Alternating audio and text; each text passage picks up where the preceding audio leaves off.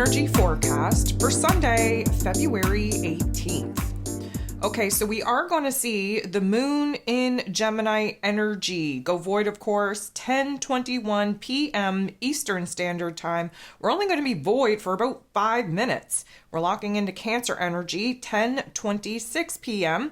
And of course, the Cancer energy, we are going to be all up in our feels. The moon is in her rulership in Cancer energy. We tend to withdraw. We tend to move within ourselves. We get hypersensitive. We get overly intuitive, and because of that, we're picking up on too many energies out in the world. We withdraw, we pull back, we want to stick to what is tried, tested, true, familiar. There is a tendency to be a little bit defensive, a little bit, I'm going to say, overly sentimental, and we do have to understand that the moon in Cancer energy is overly attached to the past. We have this weird disposition where we tend to look back on the past, romanticize it, kind of find ourselves in this nostalgic type of state, which is going to be a very interesting dynamic here today because this is also the last day of this Aquarius energy. We will be locking into Pisces energy at the very, very last part of the day, 11:13 p.m. Eastern Standard Time, the sun shifting into that Pisces energy, which means that we are at the final critical 29th degree of Aquarius energy here all day, which is definitely going to be a pressurized system in our headspace. And I think it's also a very interesting dynamic to consider the fact that the moon in Gemini, an air sign, the sun in Aquarius, air sign, they both shift into water energies pretty much at the same time. So we're moving out of this highly intellectualized mental processing type of energy into a deep dive into all of the feels. So this is going to be a very, very interesting day. That being said, there is a astro forecast that I put out for Pisces season. You can go ahead, download your Pisces season e-guide as well. You want to take a listen to February zodiac forecast to understand where this particular shift in energy is going to be affecting your life first and foremost. There's a lot going on. So if you want to take a listen to this week's ascension forecast as well, you're going to be in for a ride as we kind of discuss some of the very interesting planetary action, planetary shifts that we are currently in and will continue to be in over the course of this next week, and understand how these energy shifts are going to impact our physical body, our physical form. So with all of that being said, there are 12 different aspects taking place here today. 11 of them involve the moon. The moon still very much in Gemini energy. And again, the moon in Gemini, very curious, very chatty Cathy, very much looking outside of ourselves for stimulation. We are having a little bit of a hard time concentrating. We're jumping around like a pinball machine. Not to say that we aren't having some really cool ideas or some aha moments or epiphanies, but we don't really stick with it for too long before we're distracted by something else. The moon in Gemini going to make a little bit of an awkward interaction with Mars. Mars is the god of war, ruling over our physical energy, our drive, our passion, our desire. He's fresh in this Aquarius energy, just had his conjunction with Pluto. This is the off and on energy. This is the ebb and flow energy. All of a sudden, we are full of piss and vinegar, have lots of energy to disperse. We have ants in our pants. We want to take action. We want to make moves. We are downloaded with a sense of clarity, and just as fast as it comes on, it goes. We are left at zero energy after that little burst. We are sitting in confusion after the clarity comes and goes. It's a little bit eccentric, a little bit all over the place. Now, the moon interacting with Mars in this way, likely going to create a lot of tension in the headspace, a lot of maybe anxiety or impulse, let's say. That's where those ants in the pants are coming full stop, and we're really being kind of, I'm going to say, pressurized in our heart space and in our mental plane to be inspired, to be motivated. Again, we feel like we're being blocked. We feel like we're being kind of put on pause, so to speak, and that's never a good feeling. However, because we are very divided in where our energy, time, and attention should be poured into, again, kind of adding to the pinball machine going on in our inner realms, just bouncing around from one thing to the next. The moon is then going to make a positive interaction with Uranus, the Great Awakener, in this Taurus energy, which is definitely going to give us a little bit of a glimmer, a little bit of a shimmer on what it is that we would like to do from here, especially where some changes need to be made. We have this, I'm going to say, tunnel vision focus right now on what it is that we would like to build, what it is that we would like to create. And of course, we're using the framework of the situation, circumstances, scenarios that we're no longer in alignment with, that we've been kind of holding on to fear about. Sometimes we know that a particular chapter is over for us, that we've outgrown a particular, let's call it, relationship dynamic or situation or circumstance, but yet the fear that we have to actually move on keeps us in a state of paralysis, keeps us in a situation and a circumstance that we do not need to be in. So this is definitely going to illuminate for us where it is that maybe we have to be a little bit more open-minded, open-hearted at the same time, and understand that sometimes we have to make changes, whether we're afraid to make those changes or not. This is going to be an aha moment, an epiphany on where it is that we've been resisting change, where it is that we have to boss up and make those changes regardless of the fear that we may be sitting in order for us to break away from this current holding pattern and start building towards something new. The moon in Gemini then going to trine, beautiful interaction with Mercury, ruler of the mental plane, ruler of information, communication, how it is that we express ourselves, who happens to be in Aquarius energy. So just keep in the back of your mind that Mercury rules over the Gemini energy that the moon is in. So the interaction with the ruler of the energy that the moon is currently in is always a little bit more intense. Now, Mercury being in this Aquarius energy has been intense all the way around because the highest form of our intellect, the lowest level of our intellect, are working together. We are trying to be visionary. We are trying to act as the observer. We are trying to see the greater, grander picture, if you will. And that Mercurial energy brings it down into the lower level intellect where we can apply logic and practicality and start planning and strategizing around what it is that we are now establishing is our new goal, is our new dream, is our new vision. Our heart and our head are on the same page, although maybe just briefly. The air energy that the moon is in, the air energy that Mercury is in, it means that we're all up in the headspace. It means that we're kind of having conversations within ourselves, debating the pros and cons, the highs, the lows, everything in between of these ideas, these visions, these goals. At this particular point in time, though, it feels good to have an aha moment. It feels good to have a little bit of clarity. Now, again, it can come on very quickly and leave just as quick. So jot it down, take a mental snapshot, if you will, because the ideas don't really linger. They come on like a stroke of brilliance and then they just kind of dissipate into a fog. So this is a good indicator that we are going to have some sort of revelation or realization that you're probably gonna jot down so that it doesn't kind of dissipate too fast on you and leave you in a state of confusion.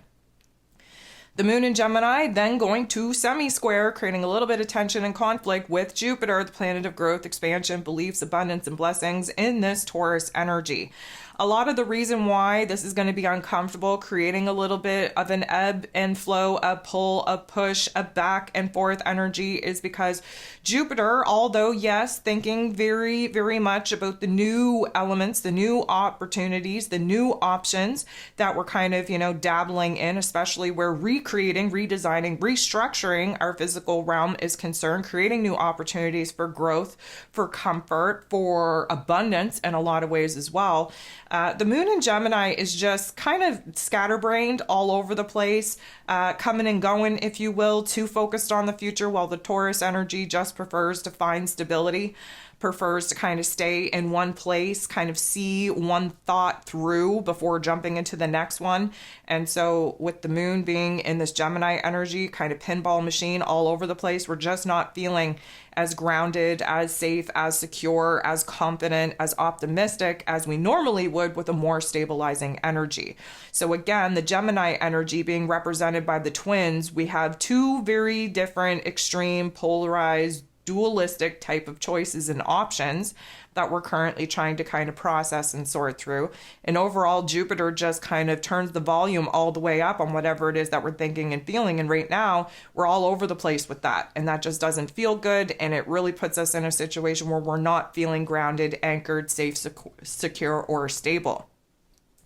The moon is then going to make a positive interaction with Pluto, the great transformer himself, in this Aquarius energy.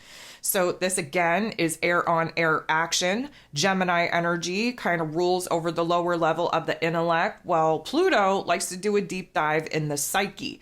This is going to be an examination of where it is that we can flip the script on some of our inner dialogues, our inner narratives, some of our perceptions, some of our understandings, in order for us to kind of break the mold, if you will, to examine where it is that we're having some inner dialogues or narratives or perspectives that are a little bit limiting. That has got to go. The Pluto energy wants to empower us, show us where it is that we need to boss up, take power and control back in our lives, especially with what it is that we tell ourselves, where futuristic possibilities are concerned.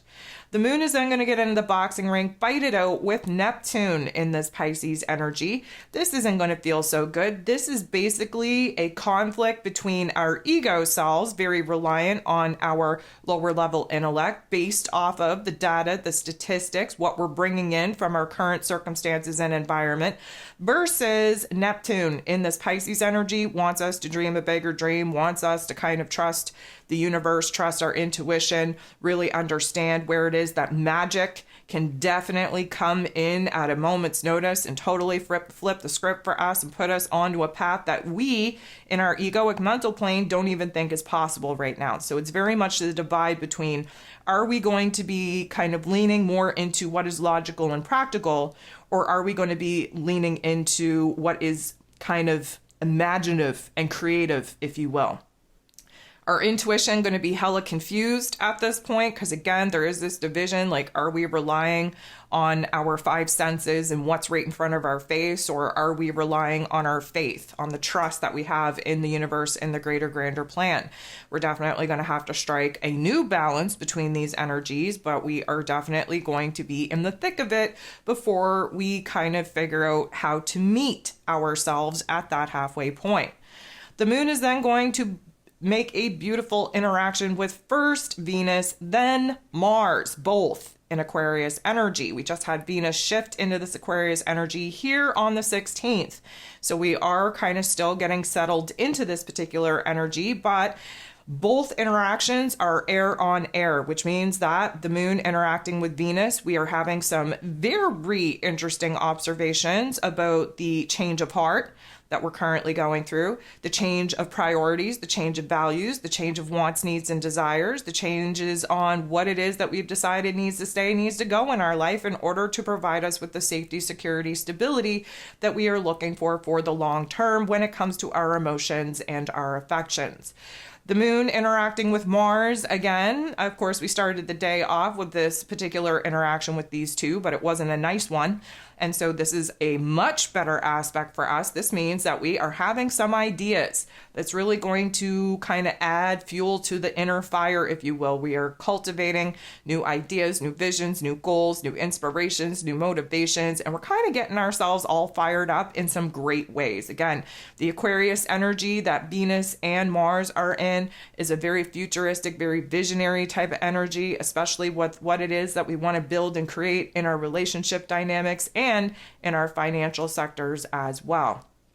The moon is then going to make a positive interaction with first Chiron in this Aries energy, and then the North Node in this Aries energy as well. So this positive interaction with Chiron, the wounded healer, is definitely suggesting that we're in a better emotional and mental place than we have been in quite some time. We are seeing the growth. We're seeing the opportunity to learn, to heal, to repair, to kind of push the boundaries of our comfort zone. We're starting to see this new version of self from a brand new, fresh set of eyes that don't feel so foreign, don't feel so weird. And then when we go ahead and actually interact with the North Node, again, that's our soul path, our destiny point, we're starting to really see the steps forward. Now, granted, they may be baby steps. It might just be a little glimmer, a little bit of a shimmer on what it is that we would like to be building towards. However, we're going to take every ounce of clarity that we can get at this particular point in time. And of course, the moon interacting with the North Node in this way is really hyping us up to see the path, the plan, the strategy that we could potentially be walking and what that end goal, that end vision could actually be. 10:21 p.m. Eastern Standard Time, we have the moon in Gemini energy, trining, beautiful interaction with the sun in Aquarius energy at the very last 29th critical crisis degree. Now, anytime that we have the moon and the sun coming together in any kind of interaction, there's a new aha moment, a new emotional awareness, if you will. Something is being unearthed. Something is coming full circle. We are definitely starting to realize where it is that, again, we are starting to build towards something new. That Aquarius energy is about improvement and betterment and really seeing where it is that, visionarily speaking, there is a new goal, a new dream for us to start working towards. So this is going to be a great interaction. The moon goes void, of course, shortly thereafter this aspect. Again, shifts into Cancer energy 5 minutes later at 10:26 p.m. Eastern Standard Time.